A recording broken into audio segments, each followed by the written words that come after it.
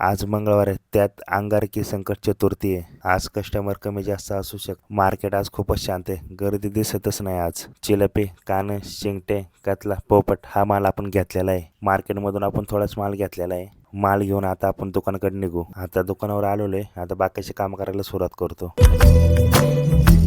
सगळा माल नीट धुवून झालेला आहे आणि पाणी भरून झालेलं आहे आपल्या दुकानावरती. आता जिमला आलेलो आहे. आज आपला चेसचा वर्कआउट आहे. 4 वाजता आपण दुकानावरती आलेलो आहे. आपण फिश सोबत ड्राय फिश पण विकतोय. दुकान नीट लावून घेतो आणि विक्रीला सुरुवात करतो. दुकान आपलं रेडी झालेलं आहे. बघू आजचा खेळ काय होतो आपला.